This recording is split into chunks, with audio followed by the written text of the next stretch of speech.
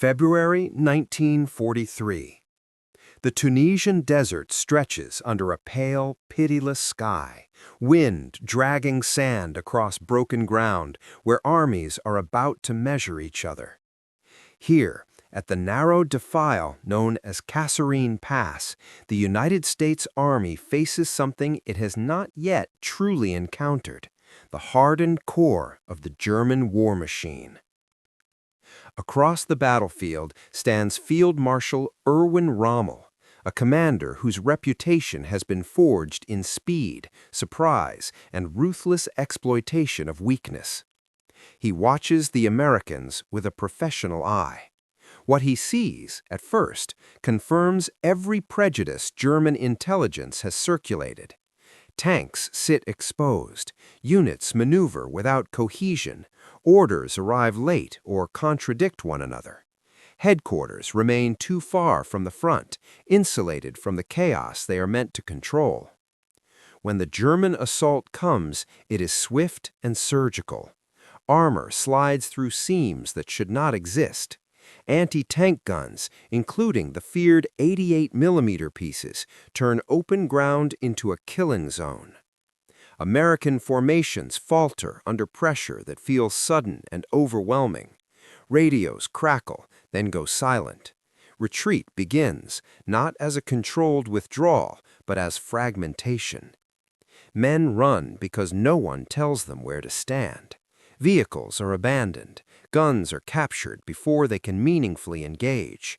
Thousands of American soldiers are taken prisoner in stunned disbelief at the speed of collapse. The desert does not care that this is their first major engagement against elite German forces. The battlefield does not grant mercy for inexperience. For the German command, the result appears to validate a worldview. Adolf Hitler, steeped in ideological certainty, has long argued that the United States, diverse, politically divided, industrial but untested, cannot withstand the brutal concentration demanded by modern war. Steel and factories, in his mind, are not substitutes for discipline and national cohesion. Kasserine seems to offer proof. Yet what unfolds in the aftermath is not what most defeated armies do.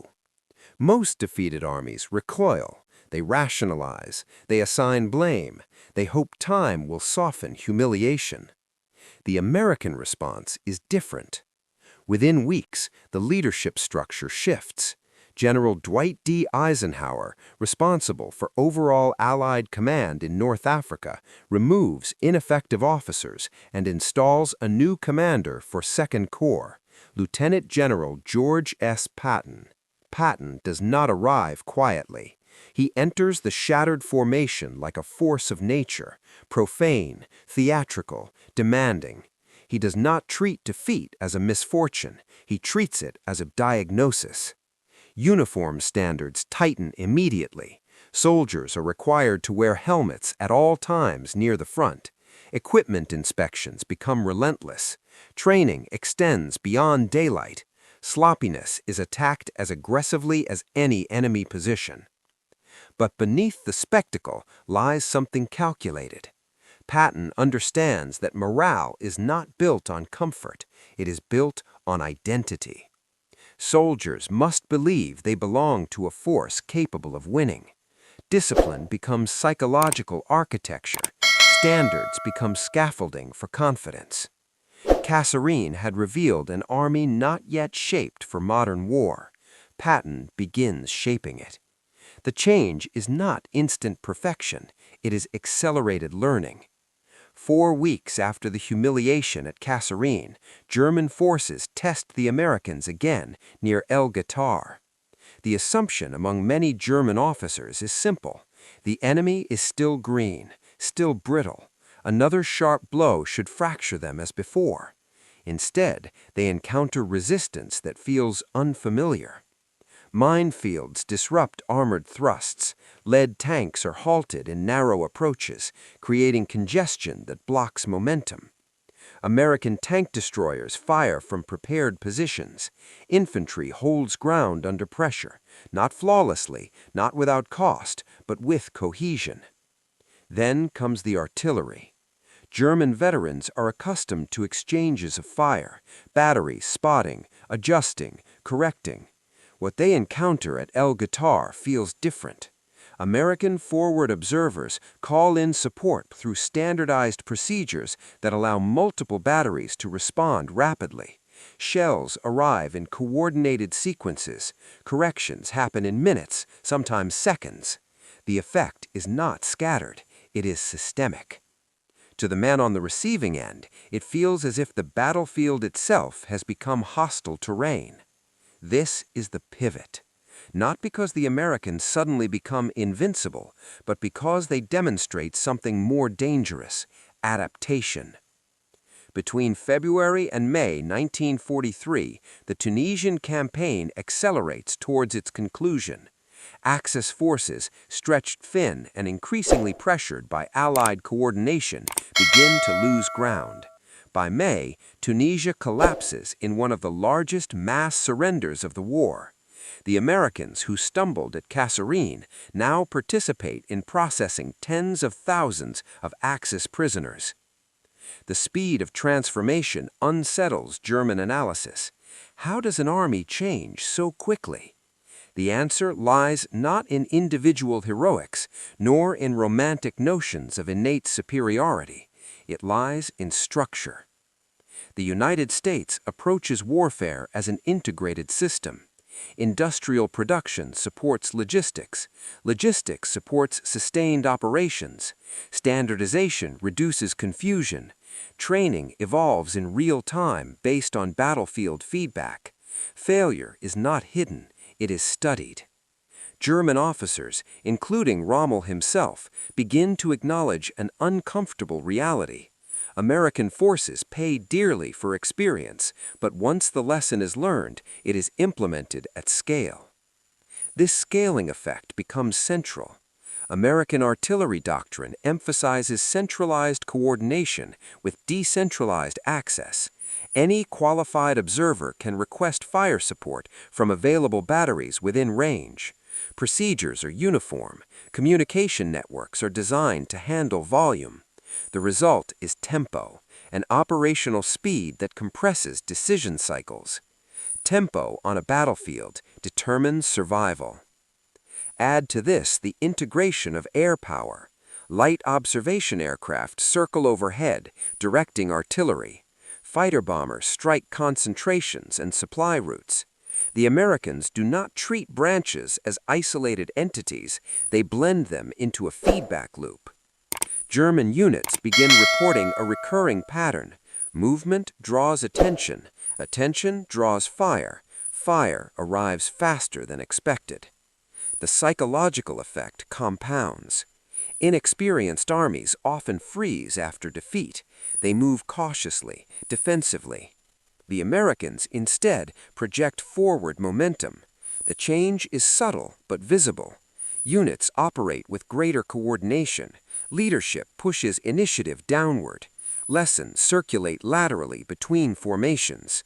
Tunisia becomes more than a theater of operations. It becomes a laboratory.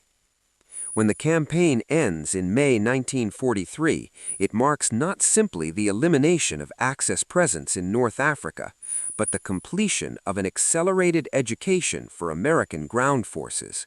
The Germans, who initially viewed the Americans as amateurs stepping into a professional arena, now confront a more complex opponent, one capable of absorbing shock and recalibrating. Kasserine Pass remains a humiliation, but humiliation becomes a catalyst. The desert, which witnessed collapse in February, witnesses confidence in May. And for the first time, German commanders begin to recognize that the American weakness they observed may not be permanent, it may have been transitional. The transformation has begun. What remains unseen for now is how far and how fast that transformation will carry them. By the summer of 1944, The transformation that began in the Tunisian desert is no longer subtle. It is visible in planning rooms, in logistics depots, and most of all, on the battlefield itself. The Americans who land in France are not the army that fled through Kasserine Pass. They arrive carrying scars, habits, and systems forged by failure and refined by relentless iteration. June 6, 1944, Normandy. The beaches are chaos, smoke, water, steel, bodies, but chaos alone no longer breaks American formations. Units fracture and reform. Leaders fall and are replaced without paralysis. Orders adapt to reality instead of waiting for perfection. The landings succeed not because everything goes right, but because the system absorbs what goes wrong. Once inland, the Americans meet the bocage. Normandy's hedgerows are ancient, dense, and cruelly efficient defensive terrain. Earthen walls topped with thick roots turn every field into a fortress. German infantry and machine gun teams exploit them with lethal skill. Tanks attempting to climb over expose their vulnerable undersides. Infantry advancing without armor is cut down. Progress slows to yards measured in blood. For a brief moment, German commanders feel a familiar hope. This, they believe, is where the Americans stall. This is where inexperience finally meets a problem it cannot outlearn. But again, the pattern repeats. The Americans do not wait for a perfect solution from above. They improvise below. Tank crews weld scavenged steel into crude prongs, hedgerow cutters that allow Shermans to punch through embankments instead of climbing them. Engineers experiment. Infantry squads adjust movement techniques. Solutions spread horizontally, not bureaucratically. And crucially, American command does not punish this improvisation. It absorbs it. What works is standardized. What is effective is reproduced. What succeeds locally becomes doctrine nationally. Field innovation becomes factory output. Within weeks, thousands of tanks are modified. The battlefield itself shapes production. This is not genius, it is responsiveness. Behind every advance is logistics operating at a scale German planners struggle to comprehend. Ammunition flows forward without pause. Damaged vehicles are repaired or replaced. Fuel shortages, so often decisive for German operations, rarely halt American movement. Losses hurt, but they are not terminal. Then comes Operation Cobra. Late July 1944, the Americans prepare to break the stalemate. What follows is not a maneuver battle in the traditional sense. It is industrial violence applied with precision. Hundreds of heavy bombers saturate German positions. Earth is overturned. Units are stunned, shattered, erased as coherent forces. When American ground units move, they do not advance into a contest. They move through a collapse. German armored formations, once the masters of operational maneuver, find themselves disoriented, cut off, and destroyed in fragments. Retreat routes are severed. Supply lines evaporate. Command and control disintegrates under pressure applied faster than it can be processed. What terrifies German officers is not merely defeat, it is speed. American formations exploit success aggressively. Columns appear where they should not exist. Encirclements form before German commanders understand the threat. Prisoners arrive by the tens of thousands, exhausted, stunned, confused by how quickly the situation turned against them. This is not the war Germany planned to fight.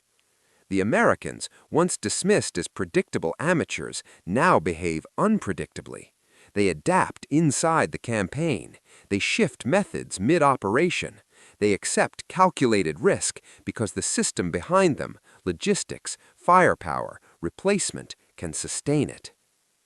At the center of this system remains the same instrument German veterans increasingly single out with grim respect: American artillery. The fear is not just volume, though the volume is overwhelming. It is coordination. Forward observers communicate through standardized fire control procedures that allow guns from different units to act as one. Fire arrives quickly, corrected instantly, delivered in mass. And then there is time on target. Multiple batteries, different ranges, different calibers, calculations synchronized so that shells arrive simultaneously. No ranging shots, no warning, just instantaneous saturation. Positions that felt safe vanish in seconds. Later innovations sharpen the effect further. Proximity fuses detonate shells above ground, spraying fragments downward into foxholes that once offered protection. Veterans later admit, quietly, that they would rather face machine gun fire than endure American artillery barrages. Machine guns can be seen. Artillery cannot be argued with. As 1944 grinds onward, the American way of war becomes unmistakable. It is not built around individual brilliance, it is built around multiplication of force. Ordinary soldiers operate within a structure that amplifies their impact far beyond personal skill. German commanders still respect British professionalism, methodical, disciplined, predictable. The Americans evoke something else entirely: uncertainty, a sense that the enemy will adapt faster than plans can be rewritten. And then Germany makes its final gamble. December 1944, the Ardennes. Hitler believes shock will succeed where attrition failed.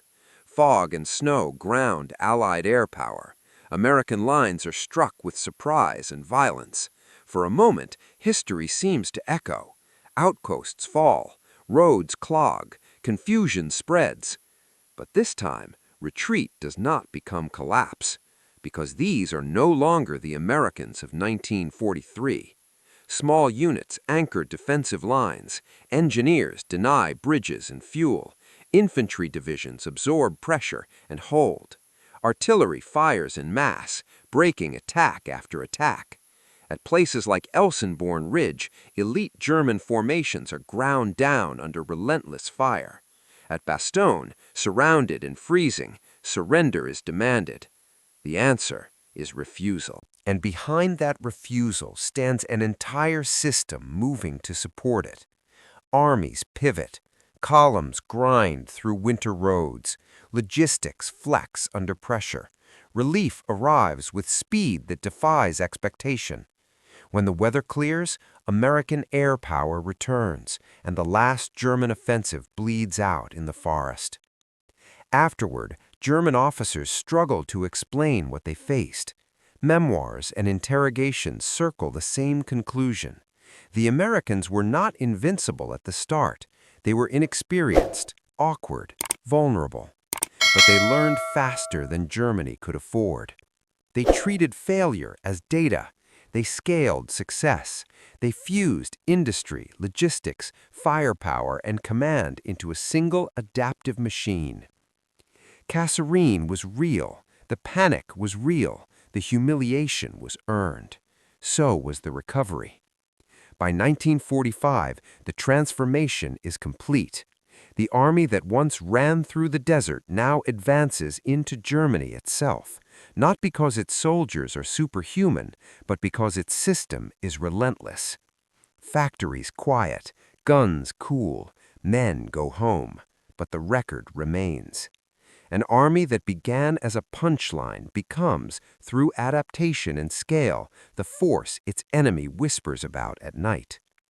By early 1945, the question is no longer whether Germany can win.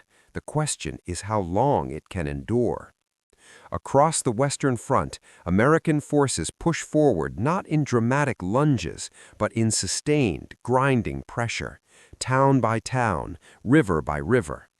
The transformation that began in the sand of Tunisia has reached its final form: operational confidence backed by industrial certainty. The Rhine stands as the last great natural barrier. For years, German propaganda has described it as an unbreakable shield, ancient, symbolic, final.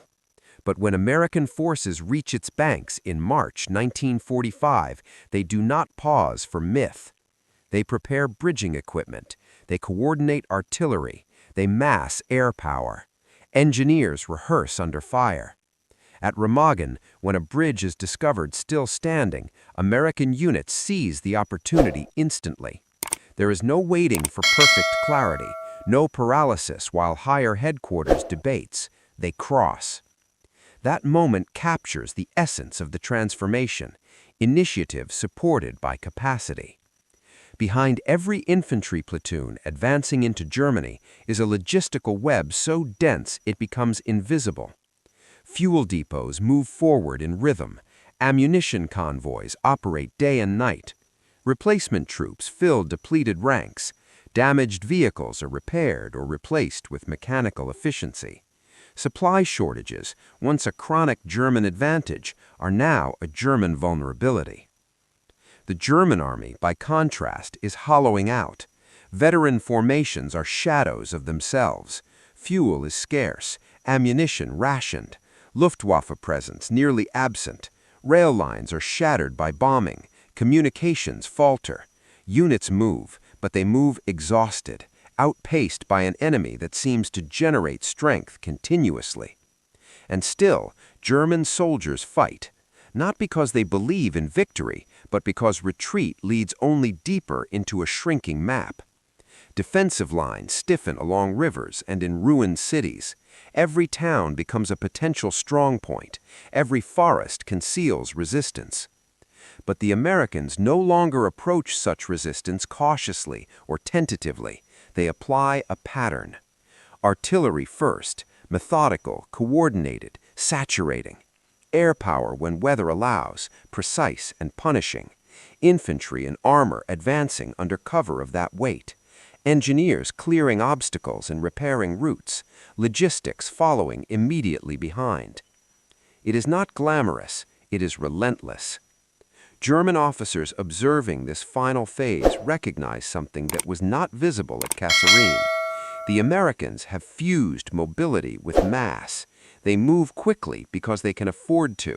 They accept risk because reinforcement is certain. They sustain tempo because their supply lines stretch not from fragile railheads, but across an ocean of factories untouched by bombing. The Ruhr pocket forms in April 1945 like a tightening fist. Hundreds of thousands of German troops are encircled. The same operational maneuver once perfected by German armored doctrine is now executed against them. Escape routes vanish, ammunition dwindles, surrender becomes arithmetic. The symbolism is unavoidable. Blitzkrieg has been reversed. And behind that reversal lies not imitation, but evolution. The American system never tried to copy German doctrine perfectly. It absorbed elements, adapted them, and layered them atop industrial supremacy and logistical depth. When Berlin falls to Soviet forces in May 1945, the Western Front has already collapsed into fragmented resistance. American units advance into Bavaria, into central Germany, encountering scattered opposition and overwhelming surrenders. Prisoners move in columns, weapons are stacked, entire divisions dissolve. The transformation is complete. But what exactly transformed? It was not simply tactics. It was not just leadership. It was not even raw industrial output alone. It was integration. At Kasserine Pass, the American Army entered battle as components not yet synchronized. Armor, infantry, artillery, air support, each capable but not unified. Leadership structures were learning under fire. Communication faltered. Tempo was reactive. By 1945, those components operated as a single organism. Artillery observers linked to centralized fire control. Infantry coordinated with armor instinctively. Air-ground communication shortened response times to minutes. Logistics anticipated need before crisis emerged. Commanders trusted subordinate initiative within a shared framework. German officers interviewed after the war by historians such as Basil Liddell Hart often expressed a particular kind of respect, not merely for American strength, but for American unpredictability once mature. British forces were respected for method and professionalism. The Americans, they noted, evolved mid-campaign. They did not freeze into doctrine, they adjusted. That adjustment cycle, observe, adapt, implement, scale, proved decisive. The psychological journey mirrors the operational one. In February 1943, German leadership viewed the Americans as inexperienced outsiders stepping onto a battlefield shaped by European powers. The assumption was that industrial might could not substitute for hardened doctrine. But industrial might was never meant to substitute. It was meant to amplify. The Americans did not rely on factories to fight for them. They relied on factories to ensure that when lessons were learned, they could be implemented everywhere at once. A better hedgerow cutter was not a field trick. It became standard issue. An improved artillery fuse was not experimental. It became mass-produced. A refined coordination protocol was not local innovation. It became doctrine. Germany, under mounting pressure and shrinking resources, could not match that scaling effect. Tactical brilliance without reinforcement becomes temporary. Operational success without fuel becomes meaningless. Courage without supply becomes tragedy. By the war's end, fear has shifted. In 1943, American soldiers feared being outmatched by veterans of Blitzkrieg. In 1945, German soldiers fear something more abstract and more powerful: inevitability. Not the inevitability of a single battle lost, but the inevitability of facing an opponent who can absorb setbacks, regenerate strength, and return stronger each time. When historians look back at the arc from Kasserine to the Rhine, the narrative can be simplified into battles and commanders: Dwight D. Eisenhower coordinating alliances, George S. Patton driving armored columns, and German leaders such as Erwin Rommel assessing the enemy with evolving respect. But beneath personalities lies structure. An army went from laughable to feared, not through mythic heroism, but through ruthless feedback. Failure exposed weakness. Weakness triggered correction. Correction was amplified by production and logistics. Each cycle shortened the distance between mistake and mastery. Kasserine Pass remains a scar. It is remembered not because it defined the American army, but because it did not. The true story is not humiliation, it is response. The Americans who once abandoned tanks in the Tunisian sand would, 2 years later, drive armored spearheads across Germany itself. The soldiers who once fled under artillery fire would orchestrate barrages that reshaped battlefields. The officers who once mismanaged coordination would command multinational operations spanning continents. War is often remembered in moments of glory, but transformation is built in moments of reckoning. The Germans misjudged not American courage nor American industry, but American adaptability. They assumed that first impressions were permanent. They were not. When the guns finally fall silent in Europe in May 1945, what remains is not just victory, it is proof. An army can begin untested. It can falter publicly. It can be underestimated, even mocked. But if it learns faster than its enemy, if it binds innovation to production and discipline to morale, it can become something profoundly dangerous. By the end of the war, German officers no longer whisper about inexperienced amateurs. They speak about an opponent whose strength is not a single weapon or a single commander or even a single campaign. They speak about a system. And systems, once fully awake, are very hard to stop. Thanks for watching. See you in the next one.